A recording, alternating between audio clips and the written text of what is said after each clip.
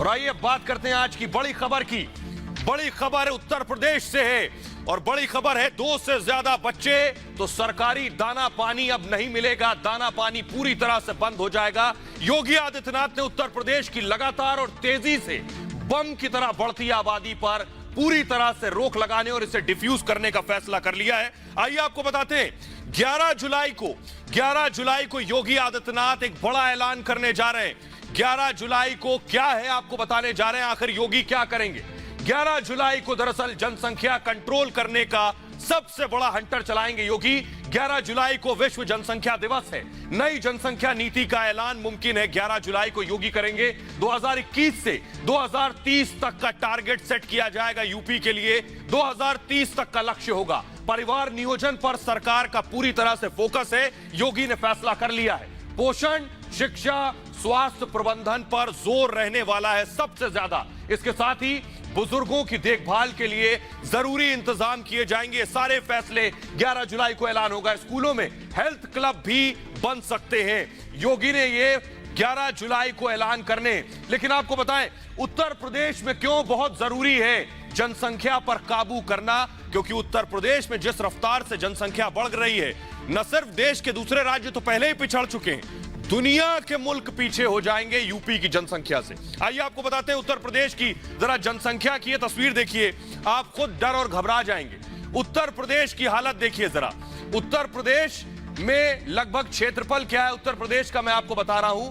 क्षेत्रफल आपके सामने है 2,43,000 वर्ग किलोमीटर। कितना? 2,43,000 वर्ग किलोमीटर क्षेत्रफल है और आबादी लगभग 25 करोड़ से ज्यादा, 28 करोड़ के आसपास उत्तर प्रदेश की आबादी है। इसके मुकाबले में देखिए जरा राजस्थान से अगर उत्तर प्रदेश का मुकाबला करेंगे, देखिए जरा घबरा जाएंगे। 2,43,000 वर्ग किलोमीटर क्षेत्रफल उत्तर प्रदेश का है। राजस्थान का क्षेत्रफल बड़ा है, यानी राजस्थान बड़ा राज्य है, जमीन ज्यादा है और आबादी देखिए, आबादी यूपी में 28 करोड़ छू रही है तो राजस्थान में 8 करोड़। अब आप दायरे में फर्क समझिए। इतना ही नहीं, एक और राज्य देखिए, महाराष्ट्र की तस्वीर देखिए जरा। महाराष्ट्र में 3,07,713 क्षेत्रफल है ये महाराष्ट्र का वर्ग किलोमीटर में। उत्तर प्रदेश से ज्यादा बड़ा है जमीन के मामले में महाराष्ट्र। आबादी देखिए जरा, यूपी की 28 करोड़ और महाराष्ट्र की 13 करोड़ आबादी है। सोचिए, यूपी अपने आप में एक देश है। अगला राज्य देखिए, मध्य प्रदेश भी उत्तर प्रदेश से बड़ा है। 3,08,245 वर्ग किलोमीटर में मध्य प्रदेश फैला और यूपी 2,43,000 वर्ग किलोमीटर में। आबादी देखिए, यूपी 28 करोड़ और आबादी मध्य प्रदेश की है 3 करोड़। अब आप बखूबी अंदाजा लगा सकते हैं कि यूपी जिस रफ्तार से आबादी के मामले में बढ़ रहा है, राज्यों को तो पहले ही पीछे छोड़ चुका है, मुल्कों को भी पीछे छोड़ दिया है। बड़े बड़े देशों में 28 करोड़ की आबादी नहीं है। अमेरिका में भी 30 करोड़ से ज्यादा आबादी है, यानी कुछ दिन में अमेरिका को भी पीछे छोड़ देगा उत्तर प्रदेश। तो ये गलत नहीं होगा। यही वजह है कि योगी ने अब फैसला कर लिया है कि उत्तर प्रदेश की आबादी पर अब लगाम लगाना है। लेकिन चुनाव नजदीक है, बहुत से सियासतदानों को अपने वोट बैंक की फिक्र होने लगी है, इसलिए छटपटाहट हो रही है। देखिए जरा रिपोर्ट।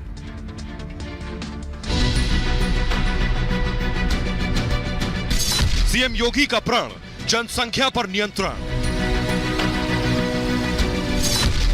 पॉपुलेशन कंट्रोल का योगी मॉडल तैयार।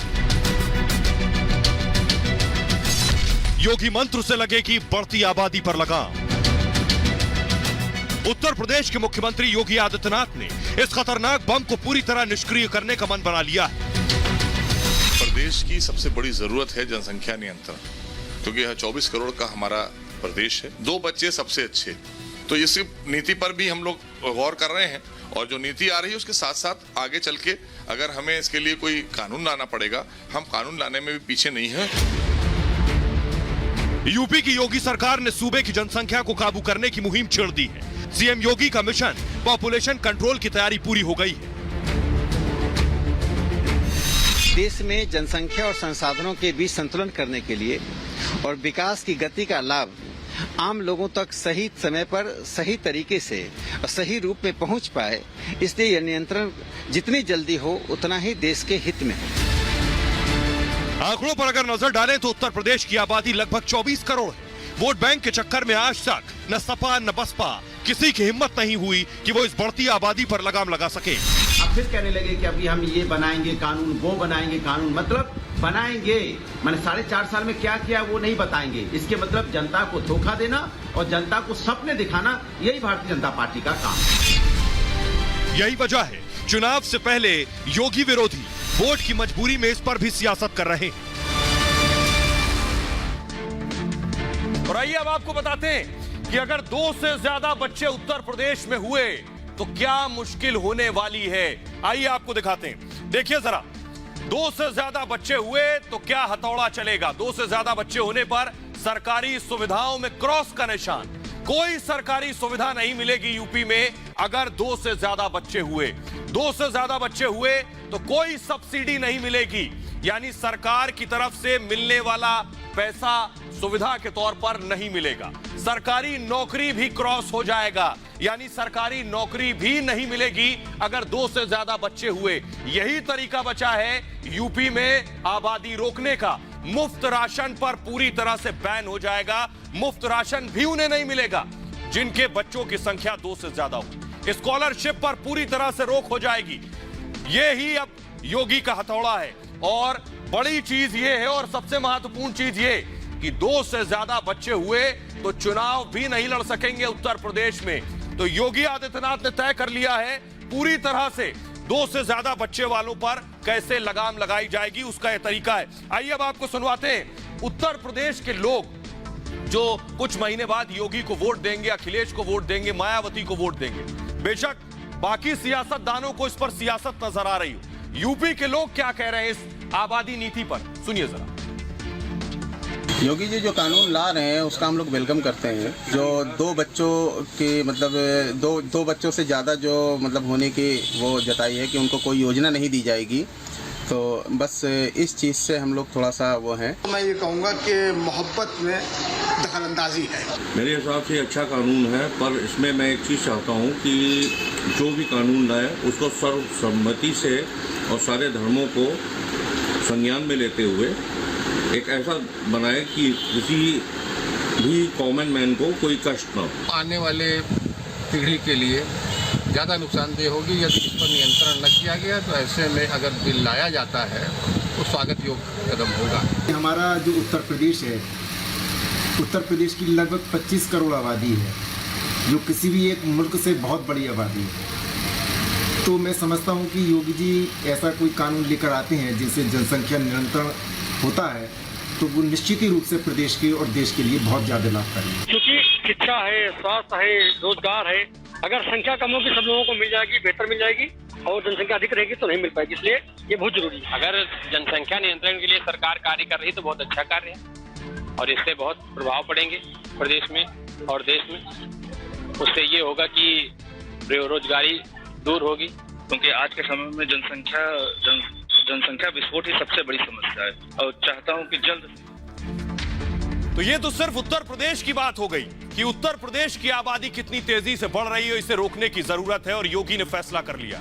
हिंदुस्तान की आबादी सोचिए, चीन से बस थोड़ा ही पीछे है, कुछ दिन में चीन को भी पार कर जाएंगे। पूरे भारत की आबादी आपको दिखाते हैं, देखिए जरा।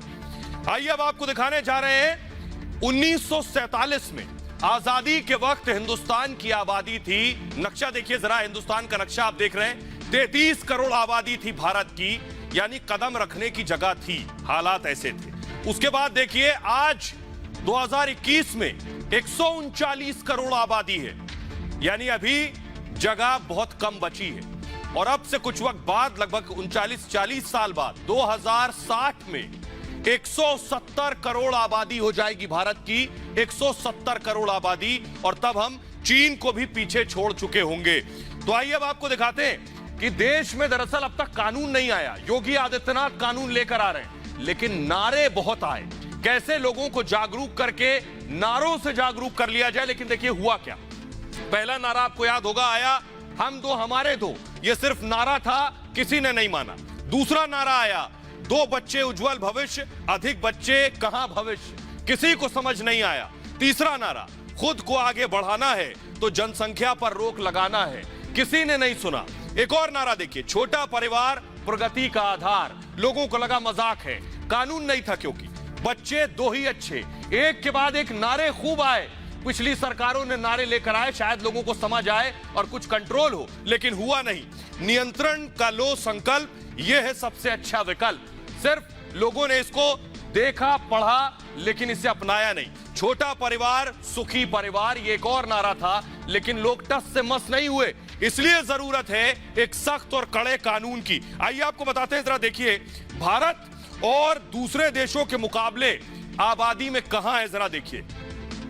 भारत की आबादी है 139 करोड़ और क्षेत्रफल कितना है, देखिए जरा, 32,87,000 वर्ग किलोमीटर क्षेत्रफल है भारत का। भारत के मुकाबले जरा अमेरिका को देखिए, भारत का क्षेत्रफल है 32 लाख, अमेरिका का क्षेत्रफल है 98 लाख। हमसे 3 गुना ज्यादा बड़ा है एरिया में, क्षेत्रफल में। आबादी देखिए, हमारी 39 करोड़, उनकी 33 करोड़।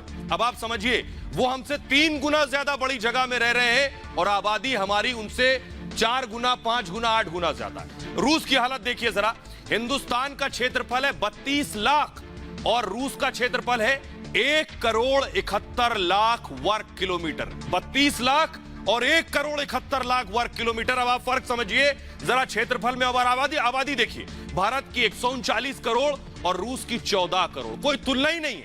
यही वजह है कि यहां हिंदुस्तान में कदम रखने की जगह नहीं। चीन में देखिए, हमारे क्षेत्रफल है 32,87,000 करोड़ वर्ग किलोमीटर और चीन का देखिए, हमसे 3 गुना ज्यादा चीन के पास जगह है, आबादी में ज्यादा फर्क बचा नहीं है। 139 करोड़, 144 करोड़, लेकिन उसके बावजूद उनके पास बहुत जगह है। क्यों? क्योंकि उनके पास ज्यादा एरिया है, हमसे 3 गुना ज्यादा। ब्राजील की हालत देखिए, हम 32 लाख वर्ग किलोमीटर, वो 85 लाख वर्ग किलोमीटर। और जरा हालत देखिए, हम 139 करोड़, ब्राजील 22 करोड़। ये जिस तेजी से रफ्तार से आबादी बढ़ रही है, ये डरा रही है। आइए अब आपको बताते हैं कि दरअसल चीन ने क्या किया। चीन ने अब जो फैसला आज योगी आदित्यनाथ ले रहे हैं, चीन ये फैसला अब से 30 साल पहले ले चुका है आबादी को रोकने के लिए। तब अब हम और चीन आसपास हैं, सिर्फ 4-5 करोड़ का फर्क बचा है, हम चीन को पार कर जाएंगे। ये फैसला जो आज योगी ले रहे हैं, चीन 30 साल पहले ले चुका है। आइए आपको बताते हैं, अब तक हम ये सुनते आए हैं कि पूरी दुनिया में सबसे अधिक जनसंख्या चीन की है, लगभग 144 करोड़। चीन के बाद दूसरा नंबर भारत का आता है, हमारी आबादी लगभग 139 करोड़ है, लेकिन भारत का क्षेत्रफल 32,87,000 वर्ग किलोमीटर है और चीन का भारत से 3 गुना ज्यादा वर्ग किलोमीटर में क्षेत्रफल है। मतलब ये कि भारत और चीन भले ही आबादी के मामले में पहले और दूसरे पायदान पर हो, लेकिन क्षेत्रफल के हिसाब से चीन ज्यादा बड़ा है और जाहिर है कि उसे कम दिक्कतें पेश आएंगी क्योंकि उसके पास ज्यादा जगह है। हमारे पास अगर एक किसान के पास 1 एकड़ जमीन है, तो वहां दूसरे मुल्कों में किसानों के पास 100 एकड़, 200 एकड़, 300 एकड़, 400 एकड़ जमीन है। लेकिन भारत में जहां बढ़ती जनसंख्या एक चिंता का विषय बना हुआ है, आबादी को कम करने के लिए अलग अलग उपाय किए जा रहे हैं। चीन ऐसा पहला देश है जहां जनसंख्या नियंत्रण को लेकर सख्त कानून बना।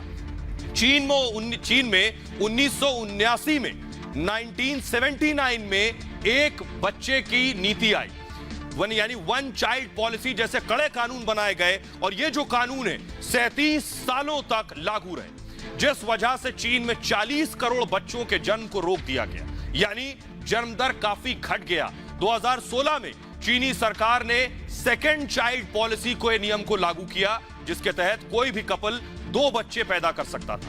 लेकिन ऐसा करने के बावजूद भी चीन के जन्म दर में कोई खास बदलाव नहीं आया, जिसके बाद चीन ने 3rd चाइल्ड पॉलिसी लागू करने का ऐलान किया है। और यही वजह है, सोचिए चीन हमसे 3 गुना ज्यादा है क्षेत्रफल में, आबादी में हमारे नजदीक है और अपनी आबादी को रोकने की वजह से ही चीन लगातार तरक्की करता रहा और आज अमेरिका को टक्कर देने की स्थिति में पहुंच गया है। इसलिए शायद यह फैसला हमें भी 30 साल पहले लेना चाहिए था। बहरहाल आगे बढ़ते हैं, योगी के इस फैसले के बाद योगी के एक और बहुत बड़े फैसले की बात करते हैं। क्या फैसला ये आपको बताएंगे, पहले तस्वीरें देखिए। उत्तर प्रदेश से तस्वीरें आई, पूरे दिन पूरे देश ने देखा एक महिला को कैसे 2 बदमाश, 2 गुंडे सड़क पर उसके साथ बदसलूकी कर रहे हैं। यह उत्तर प्रदेश के लखीमपुर खीरी की तस्वीरें हैं। ब्लॉक प्रमुख के नामांकन के लिए यहां जो लोग पहुंचे उनके साथ लड़ाई हुई। यह दरअसल सियासी था, सपा और भाजपा के कार्यकर्ता आपस में भिड़ गए। लेकिन यह तस्वीर जब पूरी दुनिया ने, पूरे देश ने देखी तो हंगामा मच गया। और सियासत होना लाजमी है क्योंकि यूपी में चुनाव है कुछ महीने बाद। लेकिन सबसे पहले इस तस्वीर के बाद योगी ने क्या एक्शन लिया ये आपको बताएंगे। लेकिन अखिलेश यादव पर हमला किया पप्पू यादव ने। जी हां, पप्पू यादव ने अखिलेश यादव पर हमला करते हुए ट्वीट किया, वो आपको बताएंगे वो क्या कह रहे हैं। पप्पू यादव ने अखिलेश पर हमला किया, क्या कहा पप्पू यादव ने, देखिए जरा। लखीमपुर में हुए महिला से बदसलूकी के इस मामले में सियासत शुरू हो गई। जन अधिकार पार्टी के अध्यक्ष यानी पप्पू यादव ने अखिलेश पर निशाना साधा। ट्वीट करते हुए पप्पू यादव ने लिखा अखिलेश को, बाबू अखिलेश यादव जी आपसे ना हो पाएगा, सड़क पर संघर्ष। इतनी बड़ी पार्टी, इतना संसाधन हो, दुशासन का होश ठिकाने लगा देता। यानी पप्पू यादव अपने लिए कह रहे हैं। एक बहन बीच सड़क पर चीरहरण बहन पर हुआ और आप आराम से बैठे हो। जेल से निकलता हूं, संघर्ष के लिए पार्टी आउटसोर्स कर दीजिएगा। यानी पप्पू यादव अखिलेश से कह रहे हैं पार्टी आउटसोर्स कर दीजिए, आपसे नहीं हो पा रहा है तो ये मैं कर लूंगा। पप्पू यादव ने अखिलेश यादव पर हमला किया। पप्पू यादव यही नहीं रुके, आइए आपको सुनवाते हैं। अब अखिलेश यादव पर जब हमला हो गया तो वो बाहर निकले और उन्होंने योगी आदित्यनाथ पर हमला किया। सुनिए जरा। यही लगता है कि भारतीय जनता पार्टी ने पूरी तरीके से गुंडों को छूट दी थी, जो चाहो सो करो। इसी वजह से हमारी बहन को अपमानित होना पड़ा, उसकी साड़ी तक खींची। याद रखना, जिन अधिकारियों ने इस तरह का काम किया उन अधिकारियों का भी हिसाब किताब किया जाएगा समय आने पर। हम ऐसे लोगों के बिल्कुल खिलाफ हैं जो लोग इस तरह का कृत्य कर रहे हैं, लेकिन हम बताना ये चाहते हैं कि आप ही के लोग रोक रहे थे उस महिला को, समाजवादी पार्टी के ही कार्यकर्ता रोक रहे थे, क्योंकि और दूसरा दल जो उनका था, जो दूसरा गुट था समाजवादी पार्टी का, वो पर्चा भरना चाहता था। वो नहीं चाह रहा था कि वो महिला उनकी पार्टी की पर्चा भरे, दूसरा कोई को ताकतवर को पर्चा भरवाना चाह रहे थे। गुंडे का सर्टिफिकेट तो समाजवादी पार्टी के पास में है, तो उन्होंने हमारे जो कार्यकर्ता प्रत्याशी था उसको रोकने का काम किसने किया? समाजवादी पार्टी के प्रवक्ता ने। तो ये तो साफ हो गया कि उन्होंने खुद एक्सेप्ट किया है। तो अखिलेश आए तो थे योगी आदित्यनाथ को घेरने, लेकिन अखिलेश खुद घिर गए। उन पर न सिर्फ बीजेपी ने हमला किया, पप्पू यादव ने हमला किया, बल्कि बुआ मायावती ने भी अखिलेश पर प्रहार किया। मायावती ने क्या लिखा ये आपको बताते हैं। मायावती लिख रही हैं, यूपी विधानसभा का चुनाव नजदीक है तो बीजेपी के लिए विरोध में एसपी का जुबानी विरोध और आक्रामकता दिख रही है। वो घोर छलावा है, क्योंकि ऐसे ही सत्ता के दुरुपयोग से चुनाव जीतने के लिए समाजवादी पार्टी का पूरा शासनकाल चर्चाओं में रहा है। जनता कुछ नहीं भूली है, यह मायावती ने कहा। जल्दी से आइए आपको बताते हैं योगी आदित्यनाथ ने क्या एक्शन लिया। पूरे थाने को सस्पेंड कर दिया। जल्दी से देखिए, योगी का सबसे बड़ा एक्शन आपको बताने जा रहे हैं। विपक्ष भले ही निशाना साध रहा है, लेकिन इस मामले में सीएम योगी पूरी तरह से एक्शन में। मुख्यमंत्री योगी ने इस मामले में सख्त कार्रवाई के आदेश दिए और अधिकारियों को जीरो टॉलरेंस अपनाने को कहा है। 2 आरोपियों ब्रज किशोर और यश वर्मा की गिरफ्तारी हो चुकी है इस मामले में। वहीं जिस बसगवा थाना क्षेत्र का यह मामला है, पूरा का पूरा थाना सस्पेंड कर दिया है योगी आदित्यनाथ ने। थाने के एसएचओ आदर्श कुमार सिंह को निलंबित कर दिया गया है। एसएचओ के अलावा सीओ को, एक इंस्पेक्टर हनुमान प्रसाद यादव को सस्पेंड किया गया है और इलाके के सीओ अभय प्रताप भी निलंबित किए गए हैं। थाने में तैनात 3 एसआई दुर्वेश उगारसेन और महेश प्रताप को भी सस्पेंड कर दिया गया है। यह था योगी का सबसे बड़ा हंटर। बहरहाल योगी आदित्यनाथ के बाद बात करते हैं प्रधानमंत्री नरेंद्र मोदी की। प्रधानमंत्री आज बहुत भावुक हो गए। वजह आपको बताने जा रहे हैं प्रधानमंत्री आखिर क्यों भावुक हुए। वजह थे कल्याण सिंह। दरअसल उत्तर प्रदेश के पूर्व मुख्यमंत्री कल्याण सिंह अस्पताल में है, वेंटिलेटर पर थे। देखिए जरा, योगी आदित्यनाथ और जेपी नड्डा मिलने पहुंचे थे, देखने पहुंचे थे कल्याण सिंह को। इस स्थिति में फिलहाल लखनऊ पीजीआई में कल्याण सिंह एडमिट हैं और बताया जा रहा है पहले से स्थिति बेहतर है। उनको दरअसल कई तरह की दिक्कतें थी, जिसके बाद उन्हें हॉस्पिटल में एडमिट कराया गया था। ये तस्वीरें हम आपको दिखा रहे हैं। जेपी नड्डा मिलने पहुंचे, जेपी नड्डा के बाद शहनवाज हुसैन भी पहुंचे। वो तस्वीरें मैं जरा दिखाऊं। शहनवाज हुसैन भी उनसे मिलने पहुंचे। ये बैठे हैं कल्याण सिंह जिन्हें आप देख रहे हैं, और शहनवाज हुसैन भी इनसे मिलने पहुंचे। लेकिन जेपी नड्डा मिलने पहुंचे और उसके बाद आपको बताऊं दिलचस्प बात यह कि कल्याण सिंह ने बीजेपी के अध्यक्ष जेपी नड्डा से प्रधानमंत्री नरेंद्र मोदी के बारे में बात की। सोचिए, कल्याण सिंह ने पीएम मोदी के बारे में बात की, क्या कहा जेपी नड्डा को कल्याण सिंह ने पीएम मोदी के बारे में, वो सुनिए, फिर आपको बताएंगे पीएम ने क्या कहा और कैसे और क्यों भावुक हो गए। सुनिए जरा जेपी नड्डा को।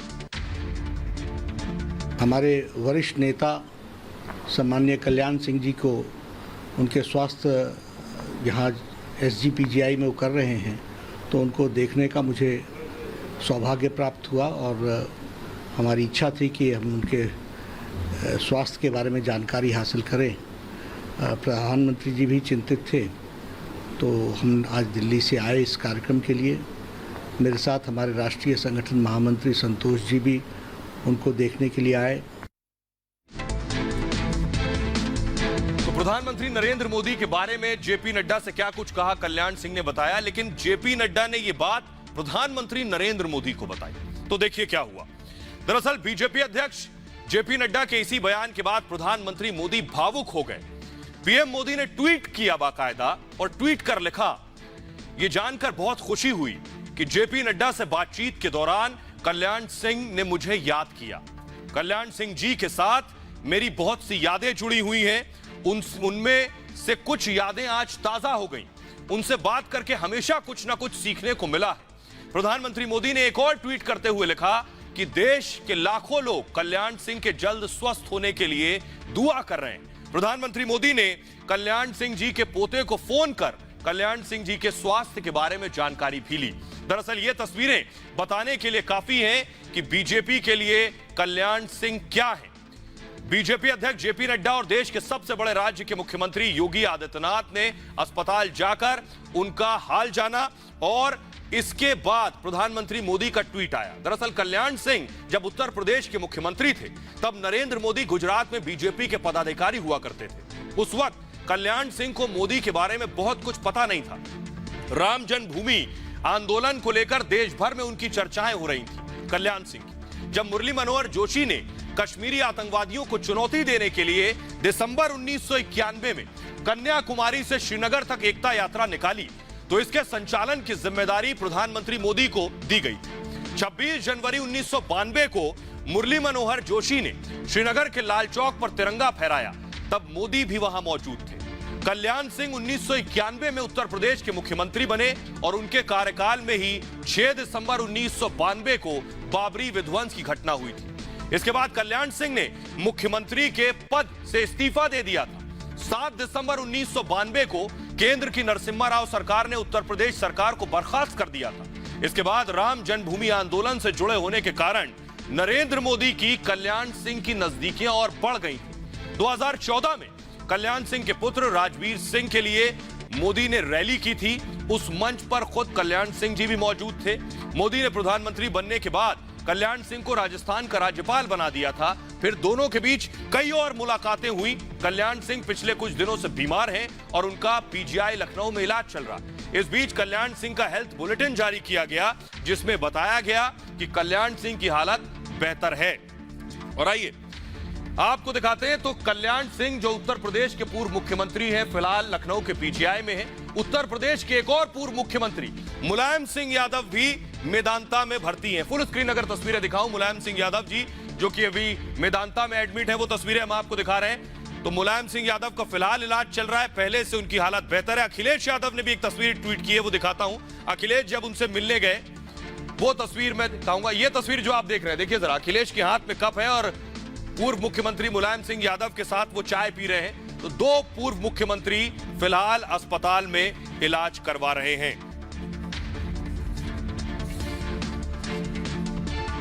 भाई आगे बढ़ते हैं खबरों में और अब आपको बताने जा रहे हैं कि कैसे पेच में फंस गई है पतंग। पतंग दरअसल असदुद्दीन ओवैसी का चुनाव निशान है। तो ऐसा क्या हुआ कि पतंग उड़ने से पहले ही कट रही है। आइए अब आपको बताते हैं। पहली तस्वीर देखिए जरा। यह तस्वीर कल सामने आई जब ओपी राजभर के साथ असदुद्दीन ओवैसी बैठे थे और योगी के खिलाफ, अखिलेश के खिलाफ बयान दे रहे थे, लेकिन उन्हें इल्म नहीं था कि दूसरी तस्वीर जो होगी वो मुश्किलें खड़ी कर देगी। दूसरी तस्वीर मैं दिखाऊं। हुआ क्या कि दोनों गए मजार पर सजदा करने, साथ में ओपी राजभर भी थे।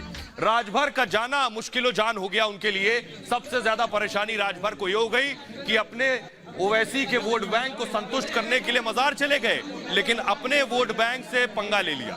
आइए आपको बताते हैं हुआ क्या। दरअसल पूरा बवाल क्या है ये समझिए। दोनों के बीच इस विवाद के पीछे वजह क्या है, आखिर क्या किया राजभर ने जो इतना हंगामा है। ओवैसी ने दरअसल मसूद गाजी की मजार पर चादर चढ़ाई।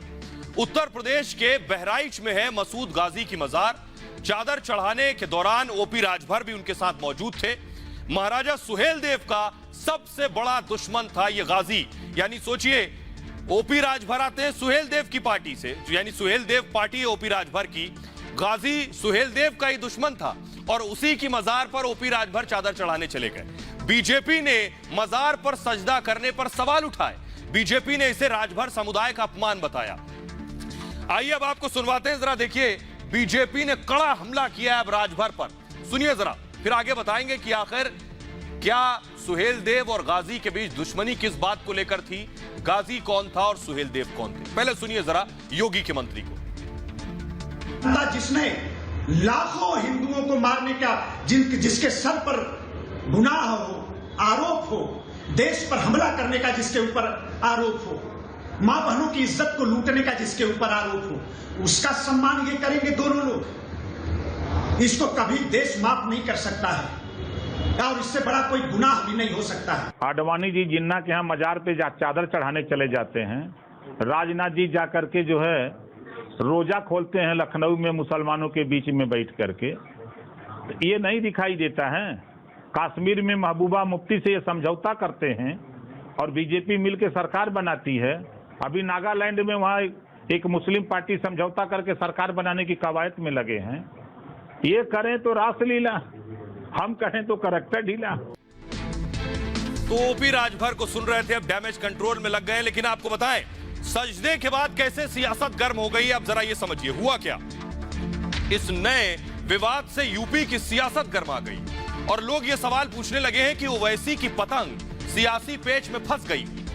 अगर वाकई में ऐसा ही हुआ है तो चुनाव से पहले सजदे के चक्कर में ओवैसी की पतंग कहीं कट ना जाए, क्योंकि पूर्वी उत्तर प्रदेश में राजभर समुदाय में महाराजा सुहेलदेव के प्रति जबरदस्त आस्था है और यह आस्था आक्रमणकारी सालार मसूद गाजी का अयोध्या को बर्बाद करने के मकसद से हिंदुस्तान पर हमले और महाराजा सुहेलदेव का मसूद गाजी को युद्ध में हराने की वजह से पैदा हुई।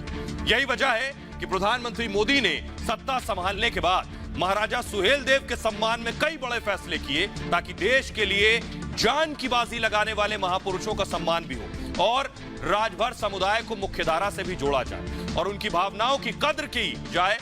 मोदी सरकार ने महाराजा सुहेलदेव के नाम पर दिल्ली से गाजीपुर तक ट्रेन चलाई, सुहेलदेव पर डाक टिकट जारी किया, सुहेलदेव स्मारक की आधारशिला रखी, सुहेलदेव की प्रतिमा का अनावरण किया। प्रधानमंत्री नरेंद्र मोदी ने यह किया।